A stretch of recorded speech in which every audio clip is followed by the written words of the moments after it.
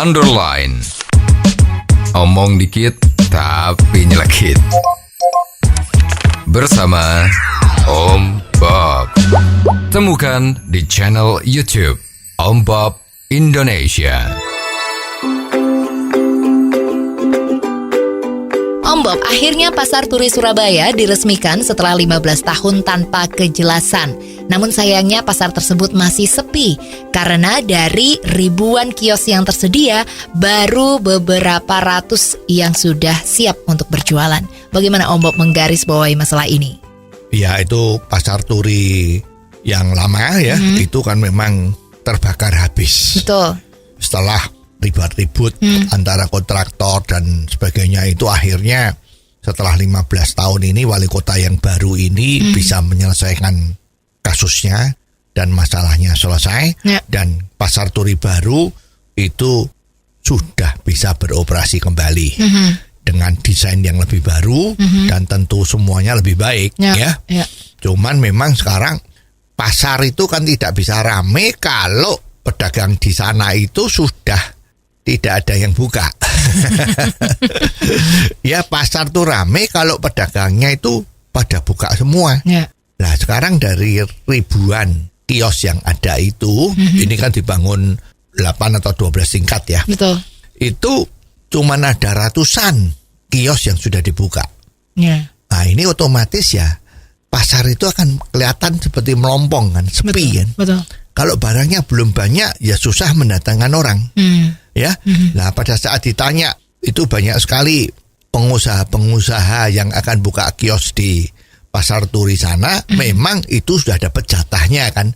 Kemungkinan besar kemarin yang kena kebakaran itu kan menempati petak-petak kios di pasar itu. Nah, sekarang setelah dibangun baru, dia tentunya mendapat jatah untuk dipakai.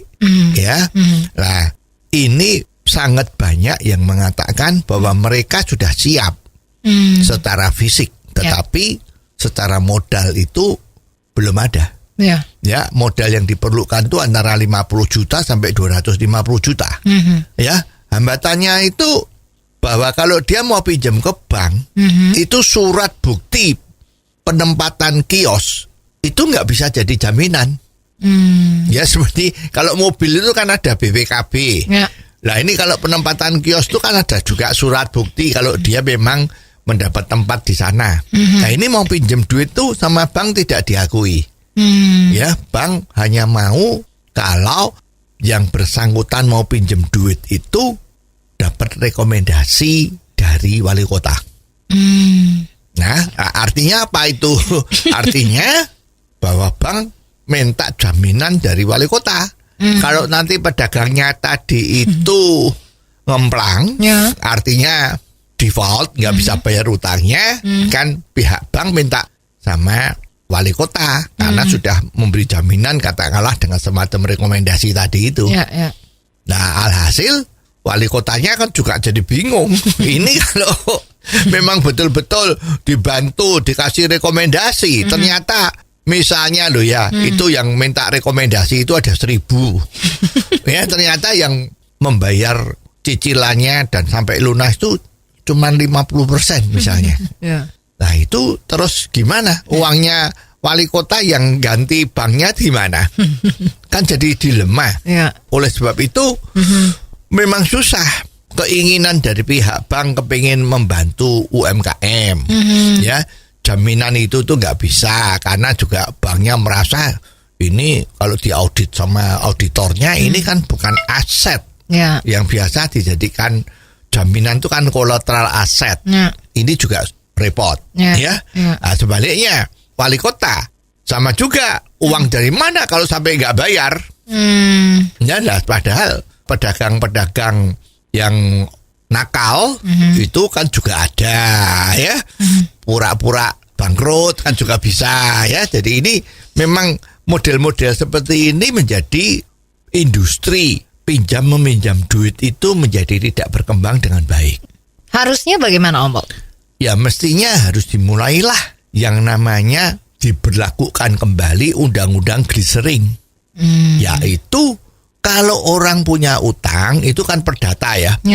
tapi utangnya tidak bisa bayar, maka orang yang punya utang itu masuk penjara. Artinya penyanderaan fisik. Ya, sampai bisa membayar utang lunas baru dia dilepaskan. Ya. Nah, selama dia di dalam penjara tidak membebani pemerintah. Karena yang bertanggung jawab memberi makan selayaknya ya. Itu adalah yang mempunyai piutang. Ya. Jadi yang punya utang itu pasang badan masuk penjara. Bagaimana caranya supaya utangnya lunas baru dia bisa keluar. Ya. Kalau ini dijalankan, maka wali kota kita ini juga nggak usah pusing. Karena kalau dia nggak bayar kan masuk penjara. Ya. Masa penjara terus nggak mau keluar. Ya, toh masih saudaranya, teman-temannya, keluarganya itu pasti mencari uang untuk membayar utang itu kembali. Ya.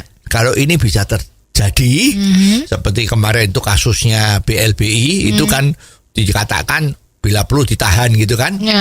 pengemplang BLBI itu.